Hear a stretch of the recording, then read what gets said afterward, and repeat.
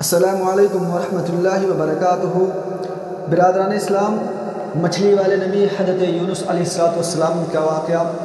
حضرت یونس علیہ السلام کو اللہ تبارک و تعالی نے 28 سال کی عمر میں نبی بنایا۔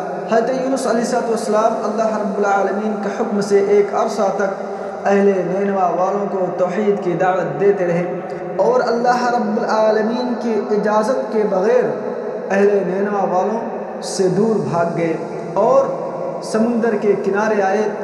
اس کے بعد انہیں ایک کشتی نظر آئی جس پر مسافر لوگ سوار تھے، چنانچہ حضرت یونس علیہ السلام بھی اس کشتی پر سوار ہو گئے، اور جب وہ کشتی سمندر کے اندر چلنے لگی کہ اچانک اللہ رب العالمین کے حکم سے ایک بھیانک طوفان نے آ گھیرا اور کشتی ڈگمگانے لگی۔ کشتی میں بیٹھنے والے لوگ پریشان حال ہو گئے، کشتی ڈوبنے لگی۔ تب جا کر اہل کشتی نے، کشتی والوں نے اپنے عقیدے کے مطابق کہا کہ لگتا ہے کہ کوئی غلام اپنے آقا سے بھاگ کر ہماری کشتی میں سوار ہو گیا ہے۔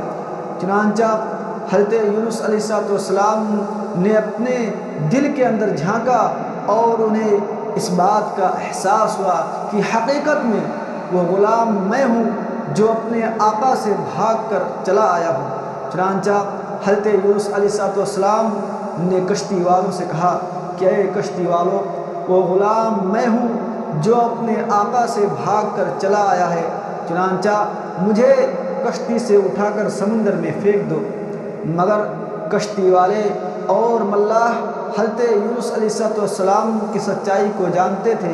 وہ لوگ حضرت یونس علیہ السلام کو کشتی سے اٹھا کر سمندر میں پھینکنے کے لیے تیار نہ ہوئے۔ پھر قرآن اندازی کی گئی تو قرآن اندازی میں حضرت یونس علیہ السلام کا نام آیا۔ دوسری بار قرآن اندازی کی گئی، دوسری بار بھی حضرت یونس علیہ السلام کا نام آیا، تیسری بار بھی قرآن اندازی کی گئی تو حضرت یونس علیہ السلام کا نام آیا۔ محترم سامعین، جب حضرت یونس علیہ السلام کے تعلق سے کشتی والوں کو یقین ہو گیا کہ لگتا ہے کہ حقیقت میں یونس علیہ السلام اپنے آقا سے بھاگ کر چلے آئے ہیں، چنانچہ کشتی والوں نے حضرت یونس علیہ السلام کو اٹھا کر سمندر میں پھینک دیا یا خود حضرت یونس علیہ السلام کود گئے۔ چنانچہ اللہ رب العالمین نے فوراً مچھلی کو حکم دیا کہ میرے نبی حضرت یونس علیہ السلام کو نگل لو، مگر یہ یونس میری طرف سے تمہارے پاس امانت کے طور پر ہوں گے۔ اے مچھلی، یونس علیہ السلام تمہارا خوراک نہیں ہے، یہ تمہاری غذا نہیں ہے۔ حضرت یونس علیہ السلام کو صرف تم نگلو گی، انہیں کھاؤ گی نہیں، انہیں اپنا غذا نہیں بناؤ گی۔ چنانچہ مچھلی نے اللہ رب العالمین کے حکم سے حضرت یونس علیہ السلام کو نگل لیا اور انہیں چبایا نہیں، انہیں کھایا نہیں، انہیں اپنا غذا نہیں بنایا۔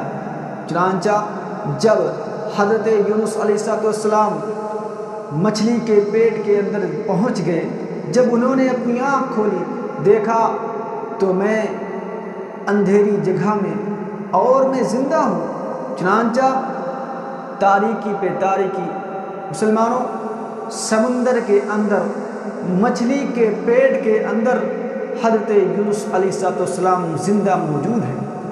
حضرت یونس علیہ السلام کو فوراً احساس ہوا اور انہیں اپنی غلطی یاد آ گئی، لیکن میں نے اللہ رب العالمین کی اجازت کے بغیر اہل نینوا والوں کو چھوڑ دیا اور ان سے میں دور بھاگ آیا ہوں، اس لیے اللہ رب العالمین نے مجھے یہ سزا دی ہے۔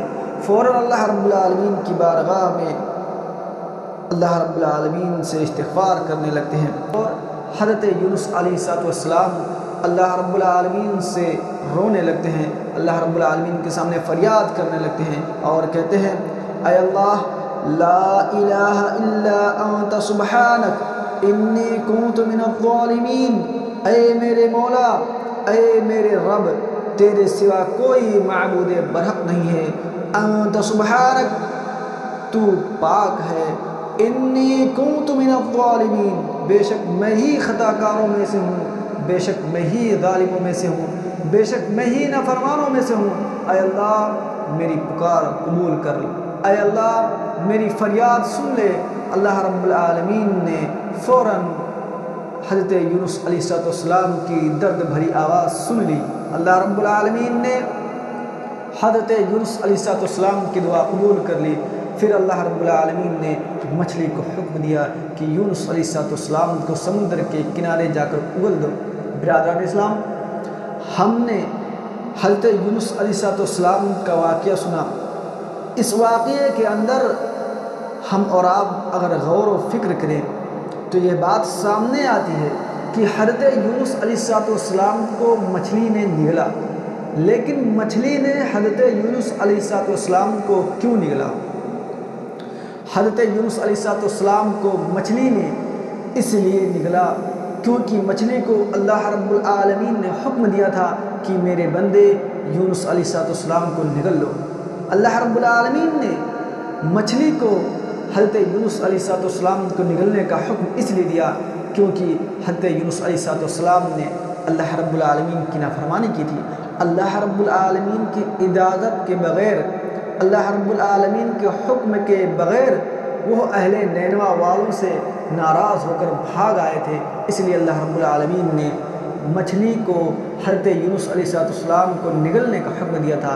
اس لیے مسلمانوں، حضرت یونس علیہ السلام کے واقعہ سے سبق لو، اور جس طرح سے حضرت یونس علیہ السلام نے نافرمانی کی اور نافرمانی کرنے کے بعد فوراً اللہ رب العالمین کی بارگاہ میں توبہ استغفار کیا، اللہ رب العالمین کے سامنے گڑ گڑائے، اللہ رب العالمین سے فریاد کی، اسی طرح سے ہم مسلمانوں کو بھی چاہیے کہ ہم مسلمان اپنی زندگی میں جب بھی ہم سے بھول چوک میں خطائیں ہو جائیں، ہم سے نافرمانیاں ہو جائیں، تو ہم فوراً اللہ رب العالمین کی بارگاہ میں اللہ رب العالمین کے سامنے اپنے ہاتھوں کو پھیلائیں اور اللہ رب العالمین سے یہی دعا کریں، لا الہ الا انت سبحانک انی کنت من الظالمین، کہ اے اللہ تیرے سوا کوئی معبود برحق نہیں ہے، تو پاک ہے، بے شک میں ہی خطا کار ہوں، میں ہی گناہ گار ہوں۔